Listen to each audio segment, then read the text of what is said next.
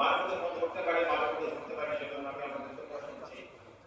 আর কিছু কিছু ইনফরমেশন আসলে আমাদের চাওয়া হয়, যেমন আমাদের 2024 সাল কি করে হবে, কেমন শেষ হচ্ছে। আসলে আমরা আসলে এখন পর্যন্ত বাংলাদেশ ব্যাংকের অডিট চলছে, সেই অডিটটা ফাইনালাইজ হওয়ার আগ পর্যন্ত আসলে যেহেতু this is sensitive information as well, আমরা সেটা শেয়ার করতে পারছি না। বাট আমরা আপনাদেরকে বলতে চাই যে এই ব্যাংক ওভারঅল বাংলাদেশের ব্যাংকিং সেক্টরটা একটা চমৎকার একটা অসম্ভব একটা টার্মোয়েলের মধ্যে যাচ্ছে, এবং আপনারা সবাই এটা কম বেশি জানেন, আমরা তার মধ্যেই আছি। আমাদের মেইন চ্যালেঞ্জটা হচ্ছে liquidity and non performing loans, এটা আপনারা সবাই জানেন।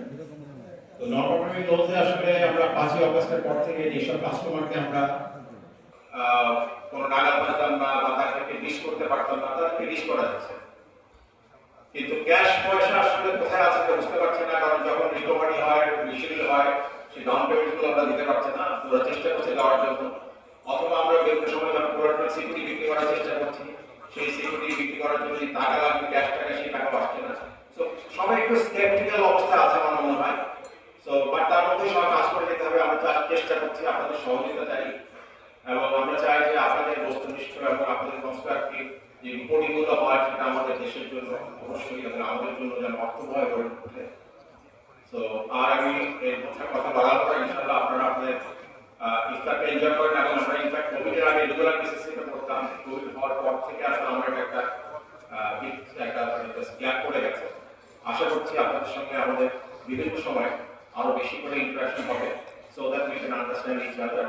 এবং আপনারা যদি কোনো সময় আমাদের ব্যাংকের অবস্থা জানতে চান, দয়া করে আমাকে এখানে টেক্সট করে একটা নামটা বলে ভালো, কারণ আসলে অনেক অবস্থা নাম্বারতে অনেক ফোন আসে, আমরা বুঝতে পারি না কোনটা করতে হবে না। তো আশা করি আপনাদের যে কোনো কোয়েরির উত্তর দিতে পারবে। বা বিশেষ করে বলতে চাই যে আপনারা যে সময় বিভিন্ন সময় পাশে ছিলেন, থাকবেন, এবং আমরা মনে করি যে আপনাদের সবাইকে নিয়ে এবং টোটাল বাংলাদেশের যে ব্যাংকিং সেক্টরটা এই আস্থাটা ঠিকানা জরুরি। এই আস্থা ফিরিয়ে আনতে আপনাদের সত্যি ভূমিকা আমাদের অনেক বেশি, কারণ আমরা আমাদের কথা বললে মানুষ বিশ্বাস করবে না হয়তো, কিন্তু আপনারা যখন কথা বলবেন আপনাদের একটা নির্দিষ্ট নিউট্রাল জায়গা থেকে মানুষ সেটা বিশ্বাস করবে। তো আমার আশা আমরা আপনাদের সঙ্গে সবসময় থাকবো, আপনারা আমাদের সঙ্গে থাকবেন, আমরা ব্যাংকটাকে এগিয়ে নিয়ে যাবো এবং ব্যাংকের এগিয়ে নিয়ে মাধ্যমে দেশটাকে এগিয়ে যাবো। Thank you.